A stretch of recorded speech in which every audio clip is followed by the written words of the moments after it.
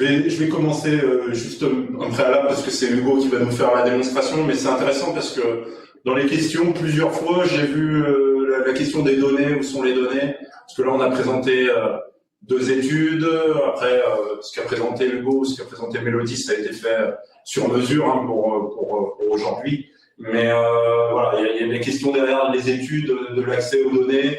Donc, on a un site internet, on a sa stat locale, on a pas mal de points d'accès où on peut accéder, où on peut obtenir des données d'INSEE, des données qui sont parfois déjà traitées, ou parfois des données qui sont sous forme détaillée et qui justement on voulait profiter aujourd'hui de la présence de non seulement des collègues de la région, mais aussi de Data Grand Est, pour montrer un petit peu ce qu'on peut faire pour aspirer nos données pour les utilisateurs qui ont un peu de technique, les outils et les capacités de le faire. Voilà.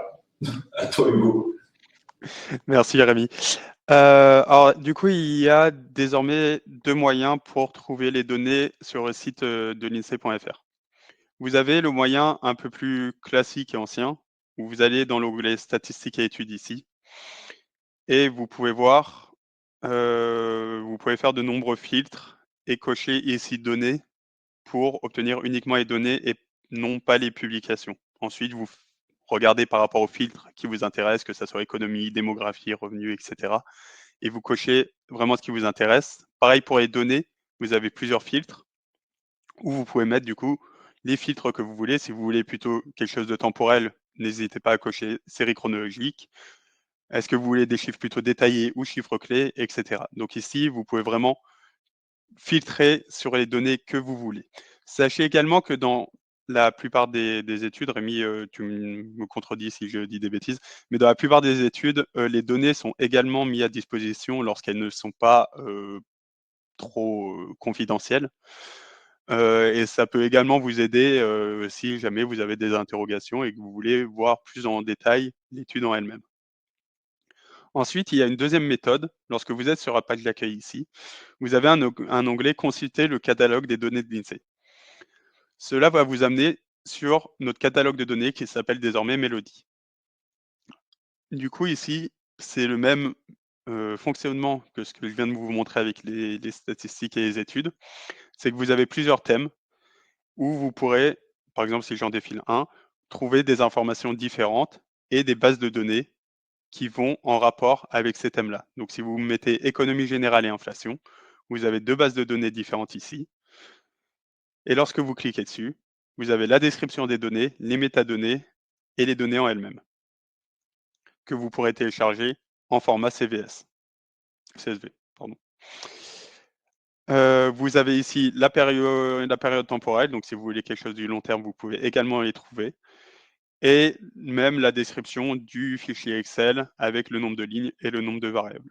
Ce qui vous peut vous éviter d'ouvrir tous les fichiers Excel et de saturer votre ordinateur. Donc voilà, ce sont les différentes manières de trouver nos données. Mélodie, je crois, est toujours en cours, si je me trompe pas, il n'y a pas encore toutes les données dessus, mais il y a quand même un bon nombre de données. Vous pouvez choisir également le niveau géographique, avec le niveau national, France, région ou département, ou même encore plus fin, si vous voulez une maille plus fine. Donc n'hésitez pas à vous servir de ça. La plupart de nos données qui ne sont pas confidentielles sont ici. Après, quand vous voulez des données confidentielles, forcément, elles ne sont pas en données accès tout public. Par exemple, pour tout ce qui est salaire, etc., ce sont des données confidentielles et assez discrètes. Et du coup, la plupart ne sont pas mises en open service sur le site. Rémi, si tu veux compléter, je te laisse également le faire. Je vais compléter en disant une chose. On a déjà fait présenté plusieurs études. C'était une petite démo et merci de l'avoir fait, Hugo. De toute façon, on a des agents ici à l'INSEE qui sont responsables aussi de répondre aux questions, aux besoins. Donc, l'idée c'était de vous présenter certains étaient peut-être déjà au courant, mais pour ceux qui n'étaient pas au courant, comment accéder à nos données. Et comment après pouvoir les utiliser. Et si vous avez des soucis, on vous donnera un point d'entrée via Monsieur Bianco. On a un mail fonctionnel pour ça. Donc, si vous avez des besoins, il y a du monde pour vous aider, pour vous accompagner, voilà, pour trouver son chemin dans la richesse des données de l'INSEE. Si je peux juste compléter rapidement par rapport aux questions aussi qui sont posées. On demande si les données sont en format parquet. Je crois qu'il est question de les mettre dans ce format-là à l'avenir également. Et il faut également savoir que Meodi est un API. Donc, si jamais vous êtes à l'aise avec tout ce qui est code, etc., vous pouvez également trouver via l'API l'accès à toutes ces données-là, et notamment pour le téléchargement de données en format parquet. Vous pouvez peut-être montrer sur le site comment y accéder à l'API peut-être? En soi, sur le site directement, je ne saurais pas vous dire, mais si vous mettez API Melody, normalement, vous devriez pouvoir le trouver. Tout simplement. Très bien. Ben pour compléter les propos de Rémi, hein, voilà, si vous avez aussi des questions au niveau Data Grand Est, on relayera. Si vous nous envoyez des questions, on relayera auprès de l'INSEE si besoin, puisque c'est aussi un des objectifs qu'on se fixe dans le cadre de Data Grand Est, hein, de promouvoir la data dans son ensemble et voilà, et d'essayer d'améliorer l'usage ou de développer du moins l'usage, la réutilisation des données au maximum. Je ne sais pas si Hugo voulait compléter par rapport aux API ou c'est juste pour montrer la non, page. ici, du coup, sur cette page catalogue des API, vous aurez tous les API qui sont disponibles, dont l'API Melody. Et du coup, vous pourrez trouver toutes les informations dont vous aurez besoin ici.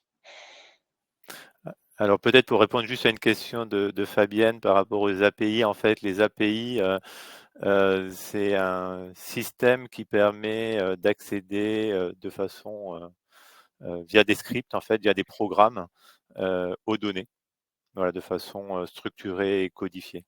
Voilà.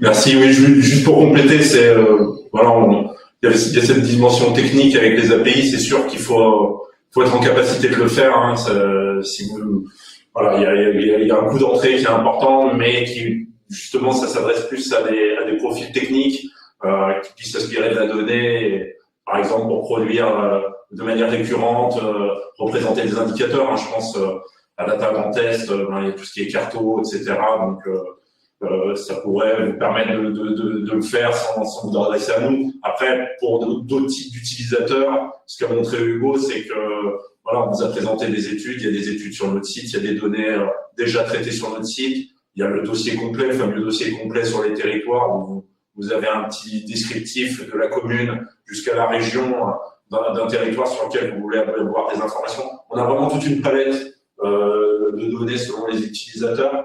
Et si vous êtes en difficulté, ben voilà, on vous donnera notre point d'entrée pour vous accompagner là-dessus. Peut-être une question de Chloé sur laquelle je rebondis par rapport au format parquet. Il y a eu un webinaire il y a 1 an à peu près. Il me semble que c'était en mars 2024, justement, qui présentait un peu le format parquet par Éric Mauvière. Donc voilà, c'est un format assez technique. Plus compliqué à prendre en main que le CSV, mais qui permet des grosses performances quand on a des gros volumes de données avec plusieurs centaines de mégas, voire gigaoctets de données. Voilà, donc petite réponse rapide, hein, mais en tout cas, je vous renvoie vers ce webinaire.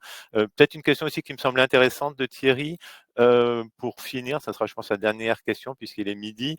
Dans le catalogue, les données bêta ont-elles la même fiabilité que les autres? Est-ce que ça, voilà, est-ce que vous avez un élément de réponse par rapport à ça?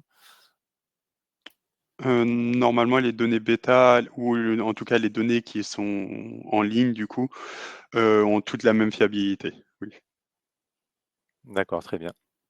Merci beaucoup.